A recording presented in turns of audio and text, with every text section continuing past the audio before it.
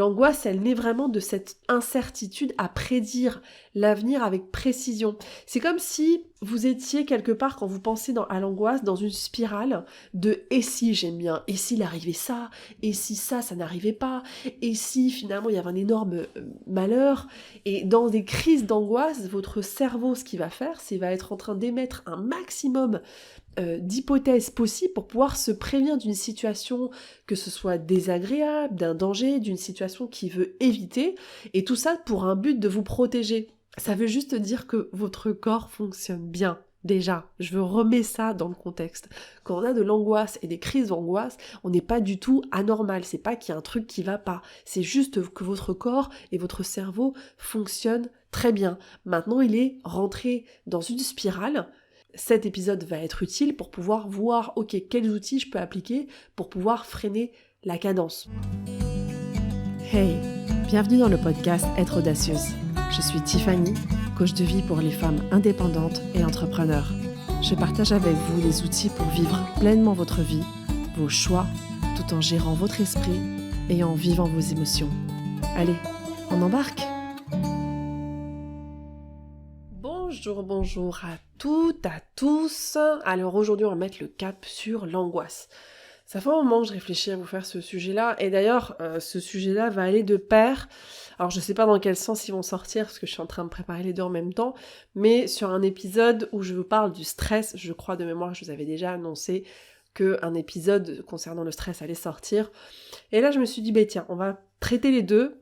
Et on va parler un peu de alors pas forcément de la différence des deux, mais en écoutant les deux, vous comprendrez bien la différence et aussi la corrélation entre le stress et l'anxiété. Mais aujourd'hui, je voulais vous parler de l'anxiété, qui est une émotion qui m'est chère, parce qu'elle vit avec moi depuis ma plus toute jeune enfance, et j'apprends à danser avec elle, à la dompter, à la gérer, à la sentir, selon mes états d'anxiété et surtout l'intensité de cette anxiété. Et donc c'était pour moi assez intime quelque part finalement, même la préparation de cet épisode. D'ailleurs je me suis préparée peut-être un peu plus que d'habitude pour cet épisode, parce que je pense que cet épisode aussi ma propre thérapie, et peut-être que vous allez vous retrouver aussi.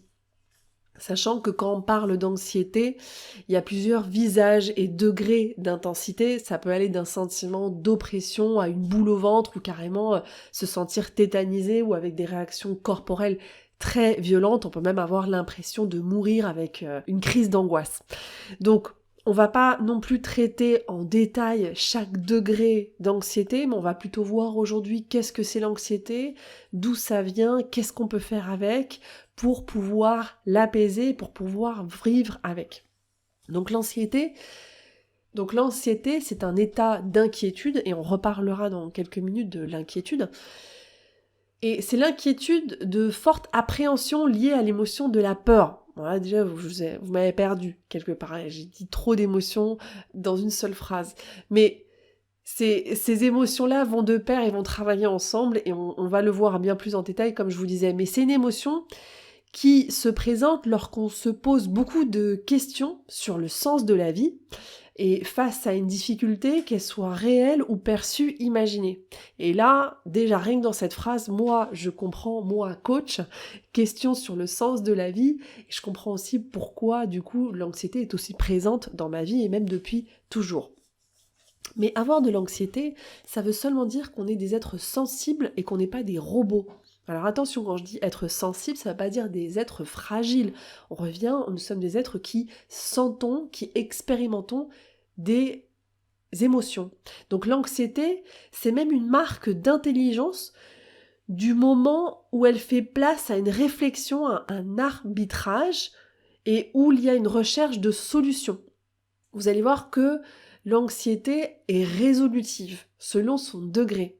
Donc qu'est-ce que c'est ? Allez, allons vraiment, mettons ce fameux cap sur l'anxiété.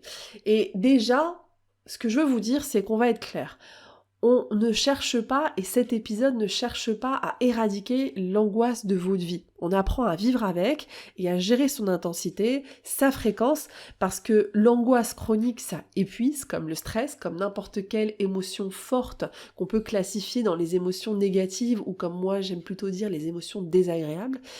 Et l'angoisse, c'est l'émotion qui va nous conduire à être constamment préoccupés, à ruminer et à être agités à n'importe quel moment, que ce soit même de la journée ou de la nuit. Ok ? L'idée avec cet épisode, donc c'est pas d'évincer l'angoisse, parce que c'est une quête complètement impossible, mais c'est plutôt d'évincer ce système répétitif, récurrent, qui est toujours présent dans votre vie. Donc on va remettre un peu les choses en contexte pour essayer de comprendre qu'est-ce que c'est l'angoisse et pourquoi elle est là. Et alors déjà de base, je vous dirais que vivre, c'est angoissant. L'angoisse, c'est la première et la dernière émotion qu'on ressent dans notre vie. La première, parce que c'est celle de l'inconnu, où on arrive, où on débarque, quand on sort, on va dire, du ventre de nos mères. Et la dernière aussi, parce que on sait pas, on n'a pas cette connaissance de où on va. Et on distingue la peur et l'angoisse par la réalité de ce qu'on appréhende. Ça veut dire que la peur, c'est une émotion face à un danger réel, c'est porté sur quelque chose de précis. L'angoisse, à l'inverse, elle a peur sur des dangers possibles qu'on imagine. C'est-à-dire que l'angoisse exprime la possibilité de la possibilité et ça exprime aussi la possibilité de l'impossibilité. Ça veut dire que ça exprime la possibilité de l'incertitude. Et l'angoisse fait partie de la condition humaine, de notre expérience humaine, et c'est pour ça aussi qu'il faut l'accepter. Elle n'est pas pathologique, il faut plutôt la regarder au lieu de l'éviter. D'où on repart, je vous dis, aujourd'hui on ne va pas essayer d'évincer l'angoisse, et c'est un peu ce que je veux vous inviter à faire aujourd'hui. Donc comme je vous disais, l'angoisse quelque part, c'est la grande sœur de la peur. Ces peurs sont souvent d'ailleurs ancrées dans notre cerveau par les situations passées qui sont dans notre mémoire, et c'est ce qui nous différencie des animaux. Nous, les humains, on a le pouvoir, grâce à notre cerveau préfrontal cortex, d'anticiper les dangers grâce à cette mémoire. C'est bien pour ça d'ailleurs qu'on a survécu. On a cette faculté de projection qui, dans notre histoire, nous a procuré un grand avantage de survie parce qu'on pouvait anticiper les menaces. Et ça veut donc dire qu'on se projette, on imagine des scénarios pour pouvoir éviter le danger, et de là va naître l'angoisse. D'où cette fratrie entre la peur et l'anxiété. Notre cerveau, n'oublions pas, et je vous l'ai répété souvent, même en parlant d'alimentation, notre cerveau trie les informations de l'environnement, celles qu'il reçoit, il pioche aussi dans les expériences du passé pour déterminer ce qui pourrait arriver, ce qui pourrait advenir en élaborant des scénarios. Et donc ça explique en grande partie, selon vos histoires passées, pourquoi on peut ressentir plus ou moins de l'angoisse dans nos quotidiens. Et je pense vous avoir dit même dans un épisode que selon notre histoire, on peut même avoir de l'angoisse qui est ancrée dans notre corps, qui est automatique. C'est-à-dire que votre corps a rentré ce système de défense de façon automatisée parce qu'il a été habitué par rapport à ce qu'il a reçu et même par rapport à son héritage. L'angoisse, elle naît vraiment de cette incertitude à prédire l'avenir avec précision. C'est comme si vous étiez quelque part, quand vous pensez à l'angoisse, dans une spirale de « et si j'aime bien, et s'il arrivait ça, et si ça n'arrivait pas, et si finalement il y avait un énorme malheur ». Et dans des crises d'angoisse, votre cerveau, ce qu'il va faire, c'est qu'il va être en train d'émettre un maximum d'hypothèses possibles pour pouvoir se prévenir d'une situation, que ce soit désagréable, d'un danger, d'une situation qu'il veut éviter, et tout ça pour un but de vous protéger. Ça veut juste dire que votre corps fonctionne bien. Déjà, je remets ça dans le contexte. Quand on a de l'angoisse et des crises d'angoisse, on n'est pas du tout anormal. C'est pas qu'il y a un truc qui va pas. C'est juste que votre corps et votre cerveau fonctionnent très bien. Maintenant, il est rentré dans une spirale, et là, cet épisode va être utile pour pouvoir voir, ok, quels outils je peux appliquer pour pouvoir freiner la cadence. Dans ces crises d'angoisse et dans ces moments de et si, parce que votre cerveau émet des hypothèses, votre corps il est mis en alerte par l'anxiété pour faire face à cette incertitude. Et l'anxiété qui est liée à cette incertitude, comme je vous dis, c'est un phénomène complètement normal. Ça veut juste dire que votre cerveau, il se prépare à faire face à un nouveau défi. Et c'est quelque part de positif parce que finalement, c'est un mécanisme pour s'adapter. Il cherche à s'adapter aux situations et à trouver des solutions. D'ailleurs, je vous fais une parenthèse assez intéressante, c'est que comme l'anxiété nous prépare à trouver des solutions et à avoir un esprit plus résolutif, on parle aussi du super pouvoir de l'anxiété. Parce que l'anxiété va déclencher de la dopamine. La dopamine, c'est l'hormone du plaisir.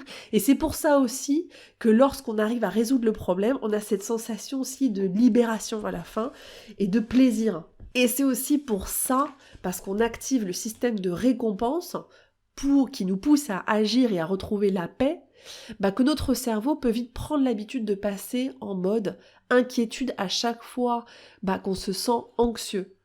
D'où le duo aussi d'anxiété et inquiétude qui peut devenir une habitude mais aussi une addiction. Et c'est d'ailleurs pour ça qu'on peut même se réveiller dès le matin avec de l'anxiété. Mais je vais revenir sur ce point-là.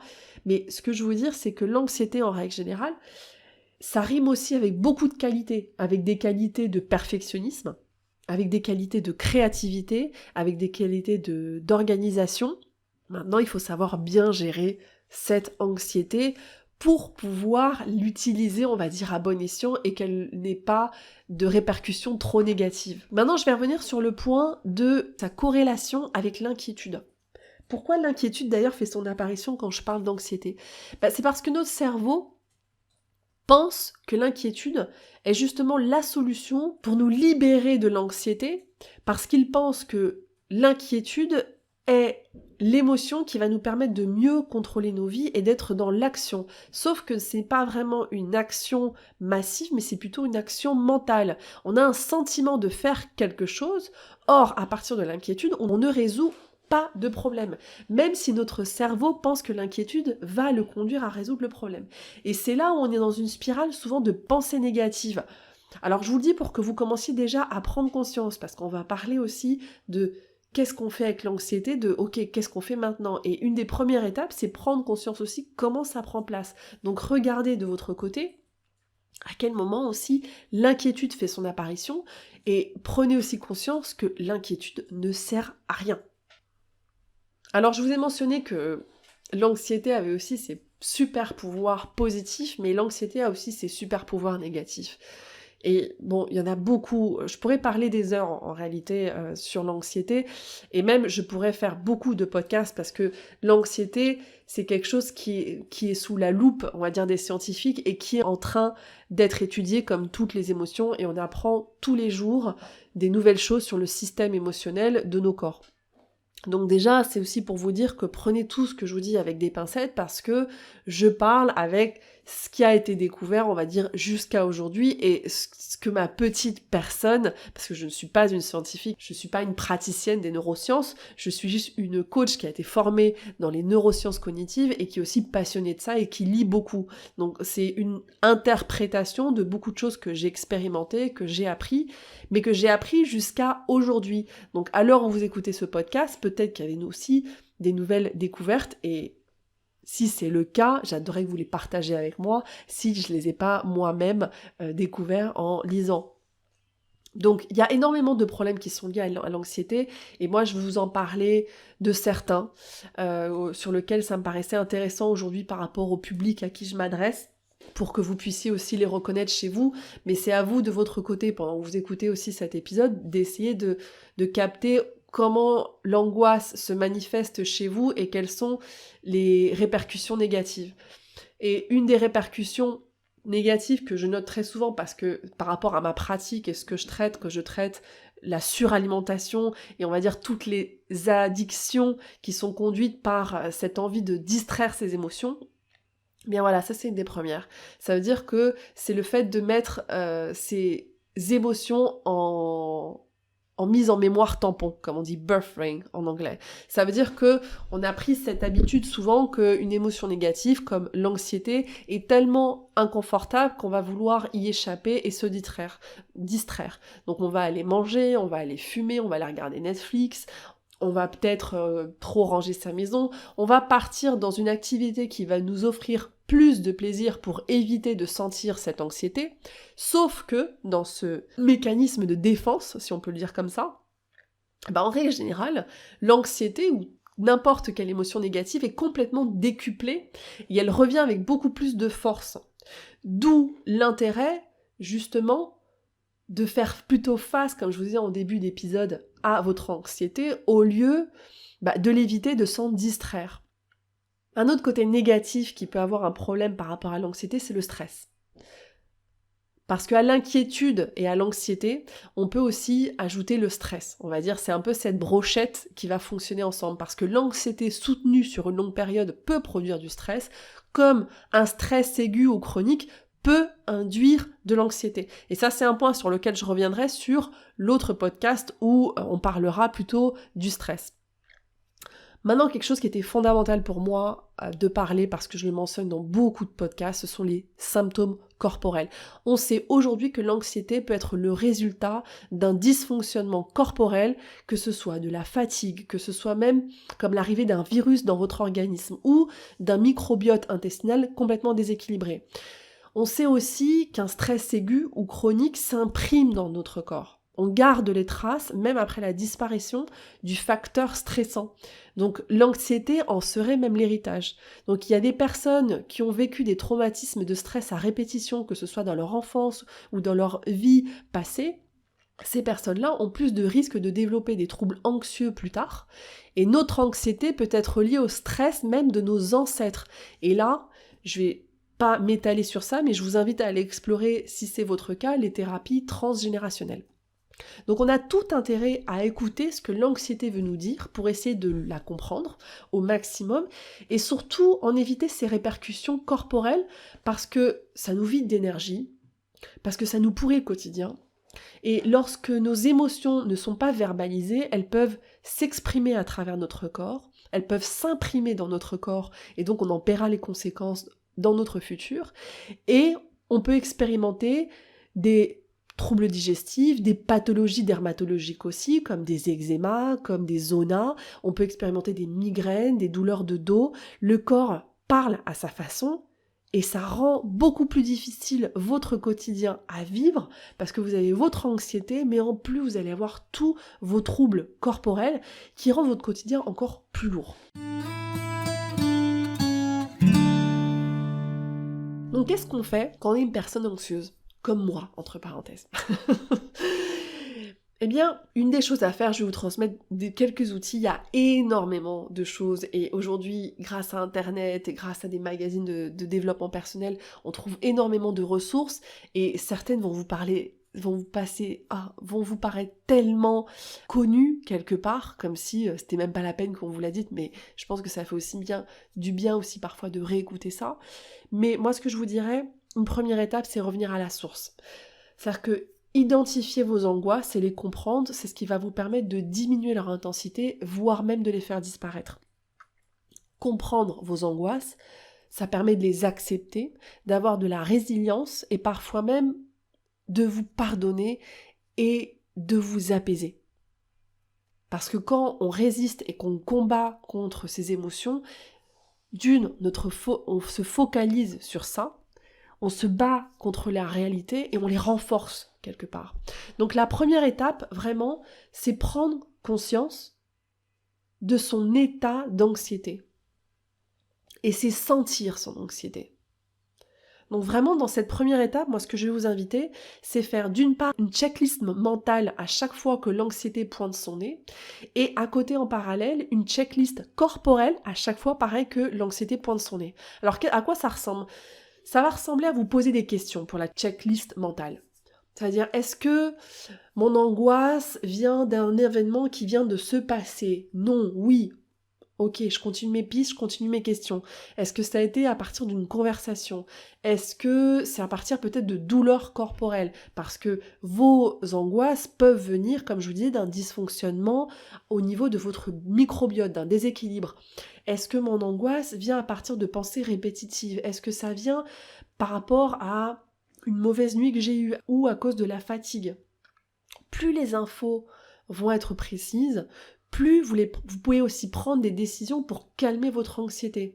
Rappelez-vous que l'angoisse prend place face à l'incertitude de toutes les possibilités que vous pouvez avoir ou toutes les impossibilités aussi. Donc plus vous allez parler à vous-même au lieu d'alimenter ces incertitudes et alimenter ces inquiétudes quelque part, mais plus vous allez vous rassurer, et même parfois on n'a pas forcément la réponse, mais c'est juste se dire je ne sais pas ce qui va se passer, mais c'est ok parce que je vais pouvoir prendre soin de moi, vous allez pouvoir vous apaiser et vous calmer. La checklist corporelle, c'est aussi un très bel outil pour pouvoir apaiser vos sensations physiques. C'est-à-dire que dans cette checklist corporelle, on va se recueillir ces quelques minutes et pour sentir ses émotions, sentir ses sensations corporelles, les décrire avec distance quelque part. C'est-à-dire que vous pouvez les décrire comme si vous n'étiez pas vous, en prenant, comme si vous vouliez décrire vos émotions à quelqu'un. Et je vous le dis souvent, une émotion c'est comme une vague, donc ça veut dire que si vous avez besoin de répéter ça 1 heure après, 30 minutes après, 2 heures, 3 heures après, faites-le. Prenez quelques minutes pour recueillir vos sensations corporelles, pour pouvoir les apaiser. Vos émotions ont toujours, et l'anxiété, une information à vous donner. Écoutez-la, ça ne veut pas dire que forcément vous devez la suivre et la croire, mais elle a besoin d'être écoutée. Pensez-la comme même un petit enfant. Souvent que même, en règle générale, moi de mon côté, je sais que mon anxiété a à voir beaucoup avec une mémoire corporelle passée de mon enfance qui a été relativement houleuse. Et d'ailleurs, je vous partage pas mal de ça dans l'épisode 22 quand je parle de que faire avec son passé. Donc moi, je sais que mon angoisse a beaucoup à voir avec ça. Et en règle générale, j'ai besoin d'écouter ces messages, même s'ils sont incohérents, parce qu'en règle générale, souvent, ils sont complètement incohérents, et de dire, ok, je t'ai écouté, tout va bien, on a juste choisi d'aller dans une autre direction.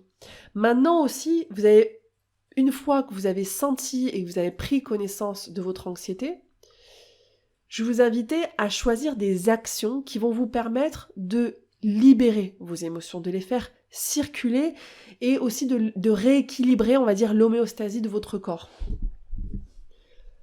Et là, vous avez plein d'actions. C'est-à-dire que marcher déjà, c'est une médecine naturelle de votre corps qui va réguler votre corps, vos niveaux de stress, vos niveaux émotionnels. Seulement le fait de marcher. Le fait d'intégrer une alimentation qui va nourrir votre microbiote pour avoir un bon équilibre intestinal. Et là, je vous invite à prendre rendez-vous avec un naturopathe, par exemple, qui est spécialisé en alimentation. Vous avez la phytothérapie qui peut vous aider, la cohérence cardiaque, la respiration, les massages, la kinésiologie, l'ostéopathie, l'aromathérapie, et bien sûr le repos. Comment aussi le sport pour libérer vos tensions, le lâcher-prise. Et là, je vous invite à écouter l'épisode 36 que j'ai enregistré concernant le lâcher-prise, parce qu'en règle générale, on dit lâche-prise, mais vous n'avez aucune idée de comment faire. Et moi, ce que je pratique personnellement et qui pour moi est magique, c'est vraiment la magie de l'écriture. La magie de l'instant présent pour pouvoir focaliser votre cerveau sur le présent, pour éviter qu'il s'éparpille dans tous les sens. Ça c'est vraiment pour arrêter, pour mettre un frein à cette spirale de pensée négative et c'est aussi pour se décharger. Donc il y a énormément d'outils aujourd'hui, j'en ai cité quelques-uns, mais vraiment il y en a énormément, et sûrement que vous avez aussi les vôtres, et c'est important de trouver aussi les outils qui fonctionnent avec la personne que vous êtes, parce que par exemple, moi, aller à la salle de sport, c'est pas du tout un truc qui va me détendre. Par contre, aller marcher, aller faire du yoga, aller faire de la respiration, cuisiner, me concentrer sur quelque chose. Moi, je sais pas, mon conjoint, je sais que dessiner pour lui, moi, c'est plutôt écrire.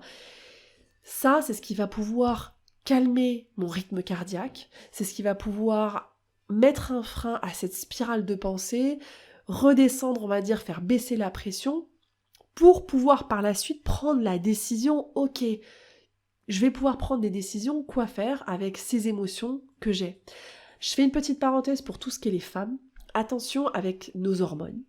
Avec les femmes qui ont accouché peut-être il y a peu, les femmes qui sont enceintes, attention au syndrome prémenstruel aussi, qui sont propices à l'anxiété selon vos niveaux hormonaux.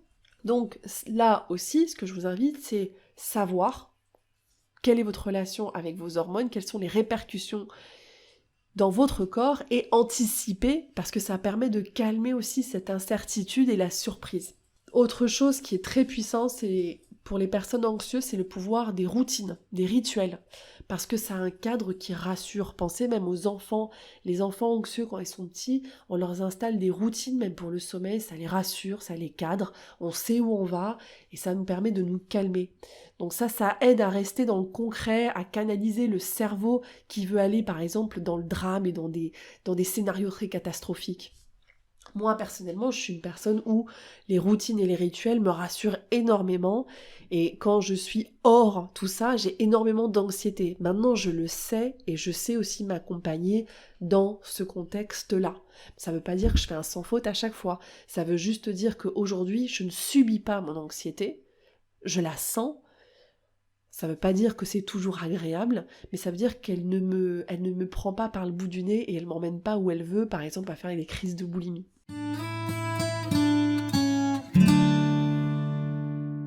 Donc s'il y a vraiment quelque chose que vous devez retenir de cet épisode sur l'anxiété, bon, je voulais bien sûr que vous compreniez ce que c'était, mais c'est surtout que on ne l'évince pas, on ne la supprime pas, on apprend à vivre avec elle, et pour apprendre à vivre avec elle, il faut pouvoir la reconnaître, pouvoir en prendre conscience, pouvoir écouter ses messages. Ça ne veut pas toujours dire la comprendre, mais peut-être en écouter. Vous pouvez toujours décider quoi faire, mais quand on anticipe et on sait, ça permet de nous apaiser. Et c'est vraiment ça qu'on cherche, parce que quand on s'apaise, finalement, on s'économise de partir dans un cercle vicieux d'anxiété, d'un surmenage. J'ai pas parlé aujourd'hui des différents degrés d'anxiété, mais il y a différents degrés et différentes façons que l'anxiété s'exprime. Ce sera peut-être pour un prochain épisode, parce qu'il y a beaucoup de choses à dire sur ça. Mais prenez aussi en compte que notre monde actuel est riche en situations anxiogènes. Il y a énormément d'événements qu'on peut tous redouter. On a énormément d'informations qui sont anxiogènes, la télé, Internet, les infos, les images qu'on voit, le Covid, toute la politique qu'il y a eu autour du Covid, les guerres. Et dans ce contexte, il est tout à fait naturel de ressentir de l'anxiété, d'avoir de la peur sur ces incertitudes, sur ce qu'on peut imaginer pour nos proches, pour nos gamins. Et l'angoisse peut être aussi très rapidement contagieuse. Maintenant, vous avez le pouvoir de décider comment gérer cette angoisse, parce que à partir d'aujourd'hui, vous savez que votre angoisse, il faut que vous la cibliez. Ça veut dire que la voir, la reconnaître, l'écouter, la sentir, et à partir du moment où vous l'avez sentie, vous pouvez l'apaiser et prendre des décisions de comment agir. Ça ne veut pas dire que votre anxiété va disparaître. Elle va peut-être partir sur le moment et elle va sûrement revenir plus tard parce que vous n'êtes pas des robots. Nous sommes tous des êtres sentimentaux. Selon nos histoires, on a plus ou moins tendance à sentir de l'anxiété, on a plus ou moins tendance à sentir même ses intuitions ou à percevoir les situations. Selon votre degré de sensibilité, vous allez ressentir des intensités différentes d'angoisse. Ça ne veut pas dire qu'elles doivent conduire votre vie. Je suis l'exemple même d'une personne qui a vécu avec des énormes crises d'angoisse, qui est partie énormément de fois à l'hôpital à cause de crises d'angoisse et qu'à l'époque on ne savait pas que c'était de l'angoisse, on pensait juste peut-être que j'étais soit malade ou que j'avais des réactions allergiques. Ça a été très souvent le cas, mais je peux même pas compter sur les doigts de mes deux mains les fois où j'ai été internée à cause de crises d'angoisse à l'hôpital. Et ce que je veux vous dire, c'est que aujourd'hui j'en ai plus, ça peut encore m'arriver, peut-être, mais aujourd'hui je n'ai plus ces épisodes de panique attaque, j'allais dire, ou de crise d'angoisse, parce que je la regarde, parce que je la sens, parce que j'apprends à danser avec elle. Et souvent j'imagine que je suis dans ma voiture et elle est sur mon siège d'accompagnant, elle est à côté. Et parfois on papote, et parfois elle m'énerve, et parfois j'en ai marre d'elle. Mais je l'ignore plus. Ça veut dire que je reconnais que l'angoisse fait partie de notre expérience humaine, elle fait partie de l'expérience humaine à tous. Invitez l'angoisse à votre table, qu'elle ait un goût amer ou un goût doux, et essayez de voir comment vous pouvez composer avec elle pour qu'elle ne conduise plus votre vie et que vous puissiez agir et prendre des décisions sur la direction où vous voulez aller. Voilà, j'espère que cet épisode vous a été utile, peut-être pour vous apaiser, pour mettre un peu d'eau dans votre vin, souvent comme je vous dis, et je vous retrouve dans le prochain épisode pour vous parler de stress. À bientôt. Mon podcast vous plaît ? Abonnez-vous pour ne manquer aucun épisode. Partagez-le avec vos proches et soutenez-moi en laissant un avis 5 étoiles sur la plateforme que vous utilisez. 1000 merci. Et si vous voulez bénéficier d'un accompagnement, je vous invite à vous rendre sur mon site internet tiffanymaquet.com. Vous pourrez réserver une session gratuite de coaching avec moi, mais vous trouverez aussi l'information sur mon programme pour les femmes entrepreneurs qui veulent lever leurs barrières limitantes pour atteindre leur objectif. Alors à très bientôt.